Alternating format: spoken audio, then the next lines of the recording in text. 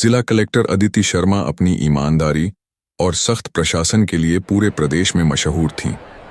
उनकी एक झलक पाने के लिए लोग दूर दूर से आते थे। एक दिन उन्हें शहर के प्रतिष्ठित आज़ाद मेमोरियल स्कूल के खेल उत्सव में मुख्य अतिथि के रूप में बुलाया गया।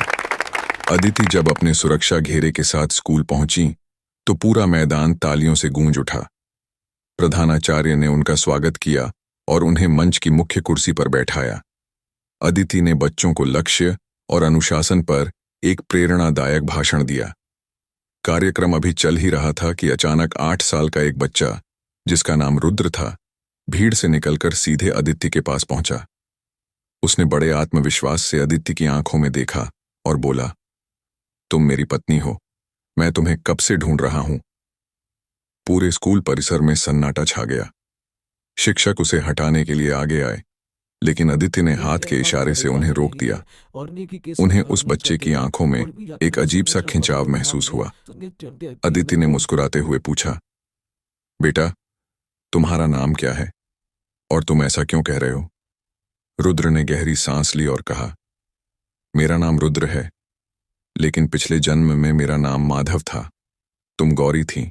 हम नदीपुर नाम के एक छोटे से गांव में रहते थे। तुम्हें याद है? तुम्हें चमेली के फूल बहुत पसंद थे। अदिति का दिल जोरों से धड़कने लगा।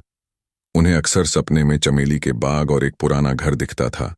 उन्होंने खुद को संभालते हुए पूछा, रुद्र, यह तुम्हारी कल्पना भी हो सकती है। रुद्र ने अपनी जेब से एक पुरानी चांदी की अंगूठी निकाली, जिस पर एक विशेष निशान बना था। यह अंगूठी मैंने तुम्हें दी थी। तुमने इसे हमारे पुराने घर के पीछे वाले कुएं के पास मिट्टी में दबा दिया था, ताकि लुटेरे इसे ले ना जा सकें। अतीत की खोज अदिति अब इस रहस्य को अनसुना नहीं कर सकती थी। उन्होंने अपने सहायक और पुलिस टीम के साथ उस बच्चे द्वारा बताए गए नदीपुर गांव जाने का फैसला किया। वह गांव अब नक्शे से मिट चुका था और एक वीरान टापू जैसा लगता था। जब वे वहां पहुंचे तो रुद्र ने बिना किसी नक्शे के उन्हें एक खंडहर की ओर ले गया। उसने इशारा किया, यही हमारा घर था। खुदाई करने पर वहां से वही चांदी की अंगूठी का दूसरा जोड़ा और कुछ पुराने बर्तन मिले। अदिति की आंखों के सामने धुंधली यादें तैरने लगीं। बाढ़ का पानी, चीख पुकार और एक हाथ जो उन्हें बचाने की कोशिश कर रहा था। छिपा हुआ खजाना और साजिश। तभी रुद्र ने एक भयानक सच बताया। उसने कहा कि वह बाढ़ प्राकृतिक नहीं थी। गांव के ठाकुर विक्रम सिंह ने गांव की जमीन के नीचे छिपे पूर्वजों के सोने के सिक्कों को पाने के लिए बांध का पानी जानबूझकर छोड़ दिया था, ताकि पूरा गांव साफ हो जाए और वह खजाना निकाल सके। अदिति ने तुरंत पुराने रिकॉर्ड खंगाले। पता चला कि विक्रम सिंह अब एक बहुत बड़ा राजनेता बन चुका था।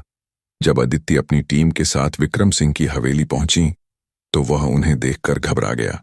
अदिति ने कड़क आवाज में पूछा, विक्रम सिंह, 30 साल पहले नदीपुर में जो हुआ, क्या उसका हिसाब देने के लिए तैयार हो?